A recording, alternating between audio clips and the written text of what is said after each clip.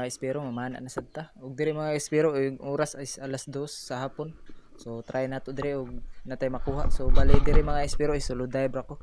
So untag natay makuha ron. So di na ta maglangan mga espiro mamana na ta. Ug diri ang mga espiro dugay na ta naglangoy-langoy. So si tiglom alas 5 na. Kaso wala gyapon tay kuha. Ug diri ang mga espiro na ko'y gi-dive bump na triggerfish or titan triggerfish. So estimated na ho diri mga espiro is nasa 2 kilos kapin. So try na ho og ma-cross ba na ho ang gap. So og diri ang mga espiro sa pagduol na ho sa triggerfish. Kaso hindiretso siya mga espiro. So wala na to matira. Tas ning steady ra ko sa ilaw mga espiro kay basig napay muduol nato og diri wa jud ta masayop mga espiro na usa ka golden spotted yellow spotted na tribali mga espiro. Kaso hanggi squid sign og wala pod min duol mga espiro hindiretso lang. So wala jud ni nagpakuha sa ato so sayang. So balik na lang ta sa ibabaw mga espiro kay wa pa ta ka full recover sa atong pag-relax sa ibabaw. Kay ang akong full recover mga espiro is nasa 5 to 6 minutes. So ang atong recovery time pag drop is nasa 3 minutes pa. So balik na lang tag tunga. Ug diri ang mga espiro sa sunod na to na pag drop. So ang oras diri is alas 5 na mga espiro.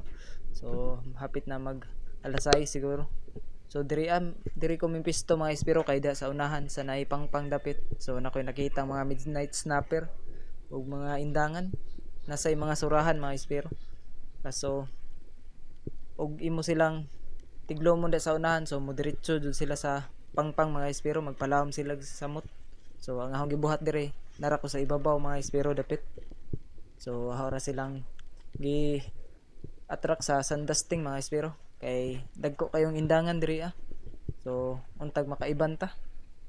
So huwat lang ta diri mga espiro ug moduol ba yung mga indangan.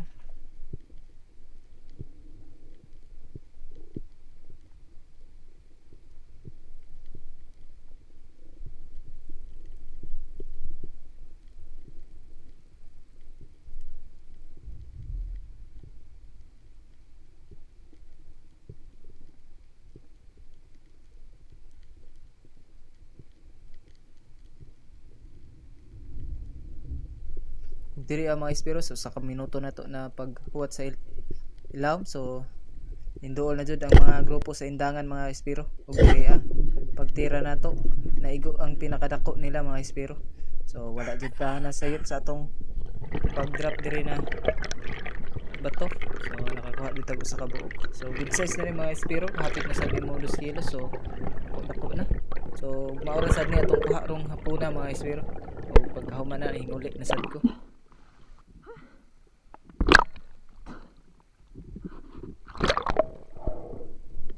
Ug diri ang mga espiro shoutout din ko kay Daniel G. Sidelia Marilia from Masbate. So shoutout Dave Sip. Ug shoutout pod kay Marvin Aberido from Taridel Baybay City Leyte. So Pro City. So shoutout.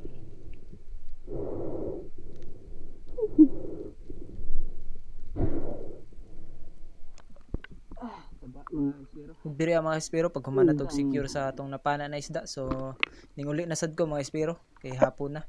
So mora na atong kuha rong hapon na mga espiro pero goods sa gihapon kay nagihapon tay pagsuwa. So dako ra gihapon na pangsuwa mga espiro. So goods na. Ug diri ang mga espiro pagkaugma ning sahom na sad ta. So morning dive ni mga espiro. Ug diri nakoy nakita na grouper mga espiro. Dako na nasa 5 kilos kaso nag-open ko sa camera mga espiro. Then pagtingog sa atong camera pag open so nakabantay ang grouper mga espiro may suksok. So wala no nato na pana sayang. So medyo lamlaom ra ba ni na spot mga espiro. So tunga na ta mga espiro kay medyo layo pa tong sa kaon. Ug diri ang mga espiro samtang patong ata shout out dai kay Arlo Villarmino from Barangay Hilapnitan Baybay Leyte. So shout out bro. Ug shout out pod kay Boy Pana Adventure. So dive sip bro. Ug shout out pod sa Dulsa family from Barangay Pundol Hinunangan Southern Leyte. So shout out pod kay Charles from Proc 6 Cedars. Ug diri ang mga espiro sa sunod nako na drop. So yung isbog ra ko sa unahan ug dali-dali kog open sa camera mga espiro kay nakoy nakita na mga grupo sa Tribali. So dire akong gipili ang golden tribali mga espiro. So perti pong igua. Kaso daplis ang pagkaigo mga espiro. So napaubos na to ang pagtira. Pero good holding shot gihapon mga espiro. So dili man makabuhi. So dire ahon tang plano na duolon tas securon dayon mga espiro. Kaso pagtanaw na sa igo is good size man, good holding shot man dayon. So mo nang may babaw na lang ko dayon. So aho orang gipaluagan mga espiro para dili mo dako ang samad, para dili jud mabitas.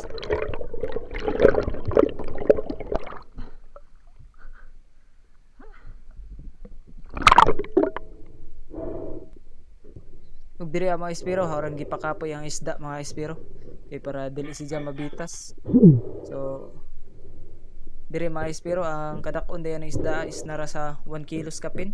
So good size gihapon. So mo ni ang atong buy na mano na isda karong buntaga mga espiro. So untag madugangan pa.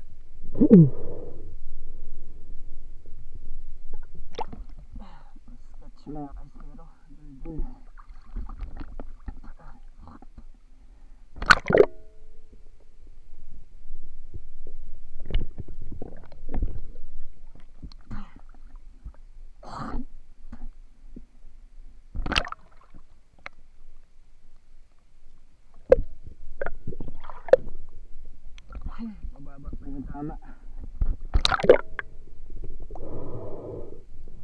Ug diri ang mga espiro susunod na to na drop. So mingiswag lang ko sa unahan. So diri ang mga espiro naitagsang bato. So diri nakadrop na ko mga espiro ning ambush na ko kaso wala tay na kitan. So wala minduol na mga pelagic.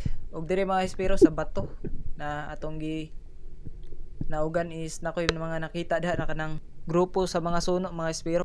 Ug ang akong plano diri mga espiro is i-dive bomb pra kay gikan ako nakadrop diha. So ming iban ratag usa mga espiro na good size.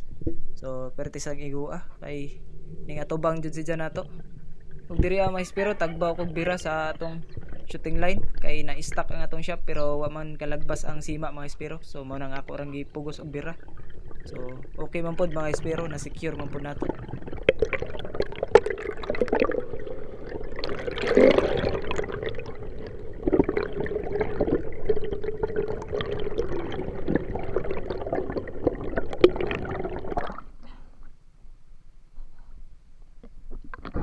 Ug mao dinhi ang atong ikaduha na isda karong buntaga mga espiro. Og dire pag taud-taud na mga espiro nalubat ang akong kamera so wala na ko sa nakabidyo sa uban nato kuha. Ning uli na sad ko.